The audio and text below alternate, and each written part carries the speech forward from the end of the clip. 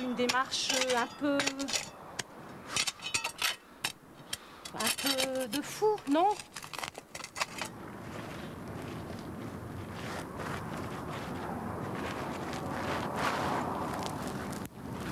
Je fais un petit jardin, voilà, dans un endroit inapproprié, parce que pollué.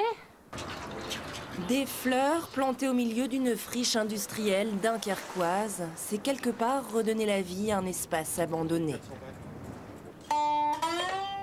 Voici Joe Kelson, un ancien entrepôt maritime déserté durant plus de 10 ans. Autrefois, le bâtiment abritait des cargaisons d'huile en provenance des mers du Nord. Voilà, de l'huile de cachalot. Ça, c'est de l'huile de baleine, de l'huile de palme avec sa couleur si caractéristique. C'est les seuls signes de Joe Kelson et Hansam qu'on ait retrouvés dans le bâtiment et on a gardé cette petite armoire en souvenir de Joe Kelson et Hansam. C'était vraiment en ruine quand on est arrivé. C'était voué à la démolition. Ce qu'on a fait, la première chose qu'on a fait, on est rentré, on a fermé la porte, on a mis une serrure et on a dit bon, on va laisser ici. Et puis, alors, ça nous c'est ce qu'on appelle c'est un peu notre conquête de l'Ouest. Je vais mettre quelques graines de carottes.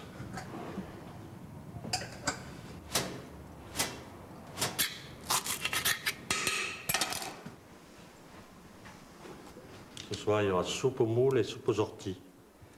1 à 2 fois par semaine, Joe Kelson ouvre ses entrailles pour devenir un cabaret portuaire. Au menu, il y a toujours de la soupe. C'est vrai qu'une marmite de soupe qui chauffe, ça a quelque chose de familial, disons. C'est un peu l'esprit qu'on a envie de donner ici. Ouais, entre autres. Ici, on a envie de donner autant d'esprit qu'il y a de gens qui fréquentent le lieu.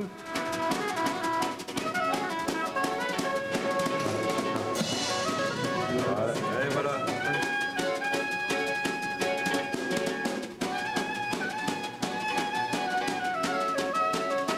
Ouais, il y a au moins deux trucs qui vont se rajouter.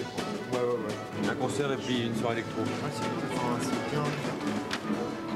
Mais là, il faut en tirer beaucoup, par contre, il faut les envoyer. Ouais, mais t'inquiète pas, je vais pouvoir en faire au moins 300.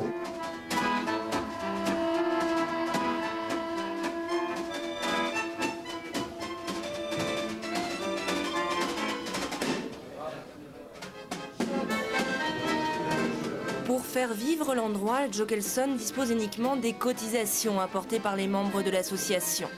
Ici, le travail est bénévole pour le personnel comme pour les artistes. Ce soir-là, c'est Edmé dans les orties qui mène le bal. Un cœur fragile à caresser, un cœur perdu qu'un cri arrache, un cœur à prendre ou à laisser. Que voulez-vous? Moi j'aime ma vache. Oui. Oui.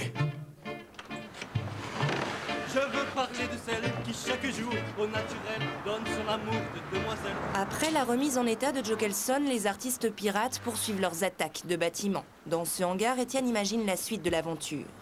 Là, on a un joli carré au sol qui contient 200 personnes, plus une scène de 90 mètres carrés.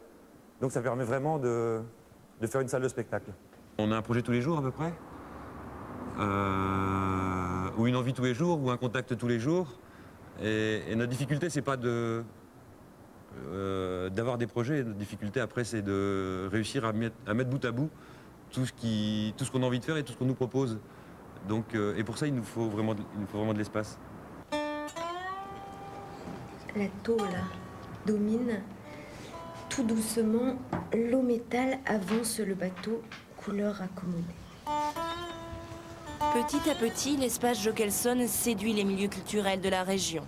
Il y a par exemple un atelier d'écriture qui est venu poser ses valises le temps d'un week-end.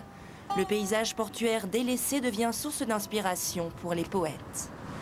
C'est un peu démesuré, c'est comme Buster Keaton quand il se retrouve tout seul dans son paquebot, vous savez, et qu'il doit se faire cuire un œuf dans une cuisine qui est faite pour 600 personnes. Là, on a un peu cette impression-là. On arrive, et puis on est 6, et puis on a un espace qui est conçu pour 200 000 personnes. C'est assez curieux comme... et c'est rigolo.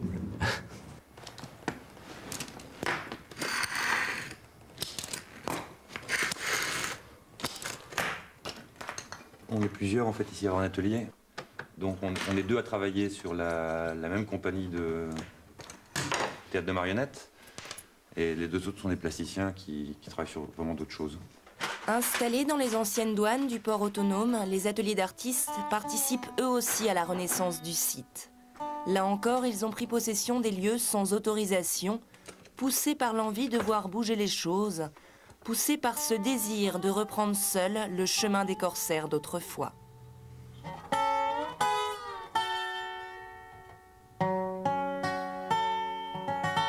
C'est un acte de piratage, c'est un acte de dire il existe des choses, on en a besoin, plutôt qu'elles soient détruites ou qu'elles ne servent pas, on en a besoin, on les utilise à nos frais, de façon indépendante. Et autour de ça, il y a tout un ensemble de personnes qui se disent ce qu'on ne peut pas faire, ils le font, faisons-le avec eux. Ah, elle est soumise au vent quand même.